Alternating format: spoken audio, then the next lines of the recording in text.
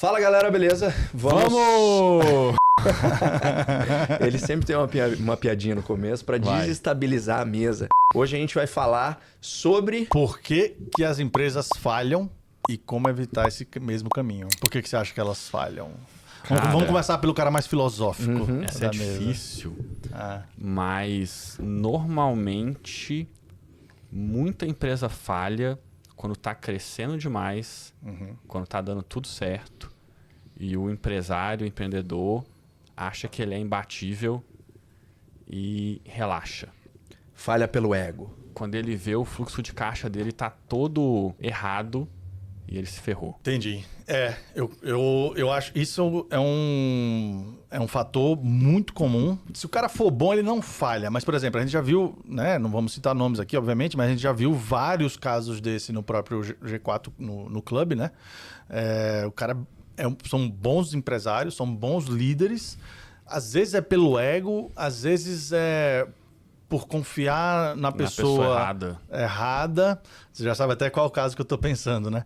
É por confiar na Fica no ar, hein? Fica no ar esse caso. Mas é por confiar na pessoa que achava que ela tinha uma certa habilidade. Ela não tem aquela habilidade, não está naquele nível, né? Agora, realmente, muitas vezes é por uma questão de ego. E o ego é traiçoeiro demais, né? Porque ele pode estar disfarçado. Às vezes é aquela coisa, cara, você já está num tamanho que você tem que ter um time de RH. Você já está no tamanho que você tem que ter um time financeiro. E o cara, não, mas se eu trouxe o negócio até aqui, para que eu vou? Eu dou conta. Então não é aquele ego, né? Eu sou muito foda. Não, é tipo assim, cara, é traiçoeiro, né? Ele é muito disfarçado. Sim. Do ponto de vista da autorresponsabilidade, que a gente fala muito sobre isso, tudo que acontece e que a gente deixa acontecer sob a nossa gestão é culpa nossa. Justíssimo.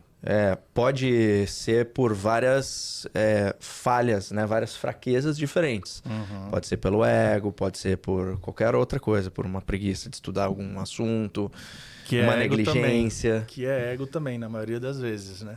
O ego acaba sendo muito a raiz de muito desses problemas, né? Eu acho que quer ver um outro que o ego causa bastante, também não vamos citar nomes aqui, mas é questão de problema societário. Sim. Né? E aí é pior ainda, porque aí são dois ou mais, né, egos disputando e colidindo, né? Cara, assim, né, estamos começando só o papo, mas eu acho que a minha grande dica para esse tópico, para quem está nos assistindo, saiba controlar o seu ego e traga os seus sócios juntos para que eles também controlem o ego deles. E como fazer para evitar isso? Que tipo de verificações, que tipo de controles? Aí a famosa governança, né? Eu acho que para minimizar, o empresário precisa melhorar sempre. Porque muitas vezes o limite da empresa é o limite daquele CEO ali. Total.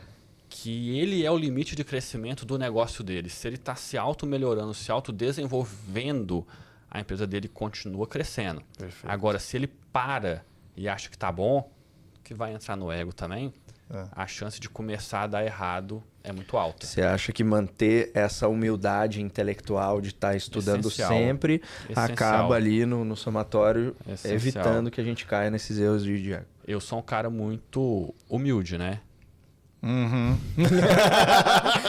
Nem ele acreditou. Eu não queria falar nada, mas ele deu uma pausa e falou e parou.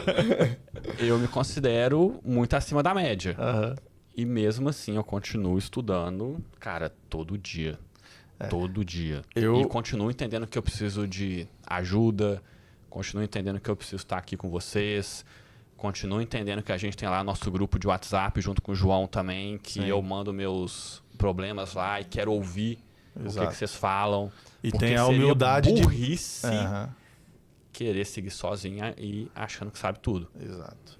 E tem a humildade, até às vezes não precisa nem concordar, mas tem a humildade de absorver aquilo ali e processar. Né? Isso é importante. Também tem esse lado da humildade, é fogo, né, cara? Você vê como não é fácil essa jornada da gente, né? Tem que ter muito cuidado com o ego. Beleza, isso é meio óbvio, legal, ok.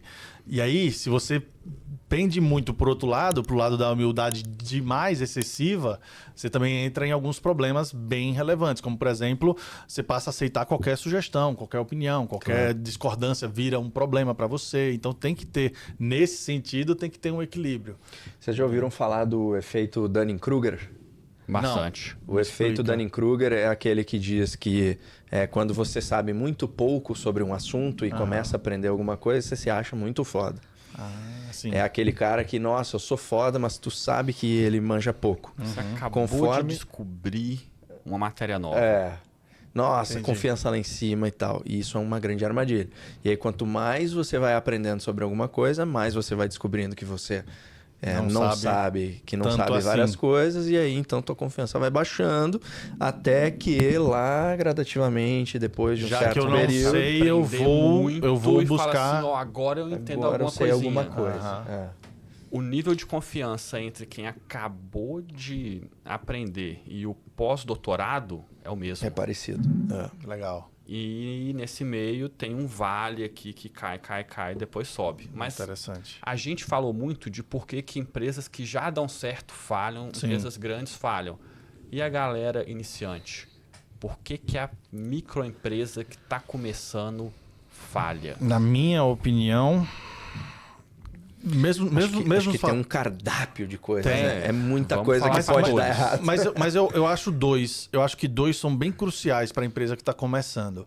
A gente já falou, que é a questão do alinhamento societário. Vou falar três. No alinhamento societário, tem que estar muito claro os papéis dos sócios, a participação, as regras, como vai funcionar. Talvez não precisa ser do D0, mas tem que ser, cara, não pode passar, se for para botar uma timeline, não pode passar de 3 meses ou de, 5 meses no máximo para você colocar um acordo de sócios. Mesmo faturou um pouquinho, tem que estar alinhado. Mesmo que não seja um acordo de sócio bem redigido e tal, mas tem que ter alguma regra, entendeu? De cara, o que a gente vai fazer com a distribuição de lucro?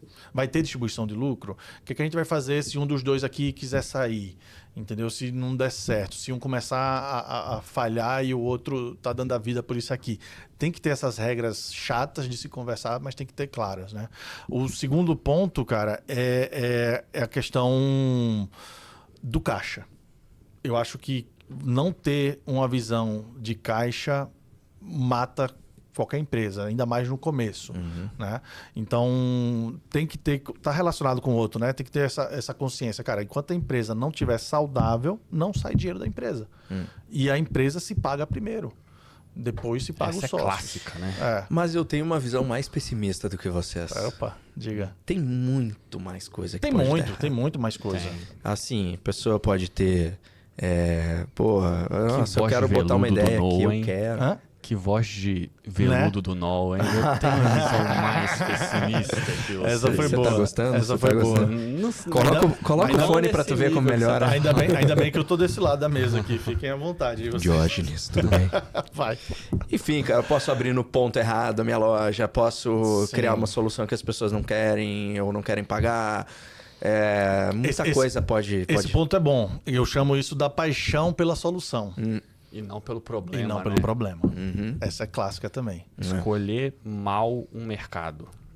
Escolher mal o mercado, você fala muito sobre isso, né? Tá no mercado certo. Isso mata muita gente. Escolhe um modelo de negócio que intrinsecamente não vai dar certo. E a pessoa fica anos colocando energia lá. Às vezes consegue ganhar 5 mil por mês. Mas fica anos que se tivesse num mercado melhor, deslancharia. Cara, eu tô chegando à conclusão, então, que não exatamente igual, mas é muito parecido com falha de aeronave, de avião. Nunca é por um problema, né? Não é por um problema único, a não ser uma catástrofe, né? Mas nunca é por um problema único que tem um acidente de avião. Já ouviram falar isso, né? Sim. Que são conjuntos sistemas de fatores. De redundância. Exatamente. Então, muita coisa precisa dar errado em cadeia para um avião cair. Falam lá aquelas regrinhas, dizem que tem 7 coisas que tem que dar errado para que um avião realmente caia mesmo e tenha uma catástrofe, né? Eu acho que empresa é mais ou menos isso, entendeu? Porque, vou dar um exemplo. Se a única falha do cara foi ter escolhido o mercado errado, mas ele está estudando, ele está se capacitando. Aí ele vai trocar de mercado. Ele tem um ego sob controle. Ou ele vai trocar de mercado, ou ele vai conseguir encontrar naquele mercado uma dor realmente relevante e ele vai mudar a solução dele. Porque ele não está apaixonado pela solução. Ele está apaixonado pelo problema. Entendeu? Então, eu acho que é sistemático, eu acho. Acho que até caixa, cara. Cara, se você está com tudo certinho, e a gente deu o exemplo, né, de um membro do clube que teve esse problema. Ele, baita empreendedor, baita líder, baita empresário, teve um problema lá de caixa, conseguiu, junto com outras pessoas, e teve humildade para reconhecer, para ir atrás da solução e tal, conseguiu resolver. Então, dificilmente você vai falhar por um fator isolado. Concorda? Concordo, acho que sim. Eu acho que uma coisa... Concordo, mas é bizarramente difícil ter todos os outros fatores alinhados. Bizarramente difícil. É porque você comparou com o avião. O avião, ele é muito organizado, total bem feito, planejado. As empresas não são assim. Não. Mas eu concordo que um fator, muitas vezes, pode até acontecer de tornar aquele negócio não atrativo. Exato. E aí vira ali uma empresinha pequena que não dá tanto não dinheiro. Deslancha. Mas eu acho que as empresas elas têm muito mais coisas que ajudam elas. É muito mais fácil você dar errado que você dar certo. Sim. Eu acho que é muito mais fácil você dar errado que você dar certo. Estatisticamente, a estatística está aí. Uma coisa que eu tenho percebido com a Vanguard, a gente está lançando agora um produto para planejamento estratégico, é exatamente isso. O planejamento estratégico, ele ajuda o empreendedor, o empresário, a ele identificar, cara, qual desses sistemas estão deficitários ou falhando. Legal. Né? E aí traçar estratégias para poder melhorar aquilo ali. Eu estou rodando com um dos membros do... Está em MVP ainda, mas estou rodando com um dos membros do G4 e, cara, foi batata para ele identificar. E muitas vezes identificar coisas que ele já sabia. Já sabia, claro. Você muitas vezes paga para ter a certeza. Exatamente. O que é uma coisa que tem valor. Exato. E a empresa está despontando, crescendo, indo bem pra caramba e tal, mas é isso, às vezes, né, esse sucesso, ele disfarça o problema que pode acontecer do dia pra noite de realmente trazer algo irreversível pro seu negócio. Muito bem, então esse foi mais um episódio aí sobre por que as empresas dão errado e o que fazer para evitar isso. Até a gente se vê no próximo. Valeu!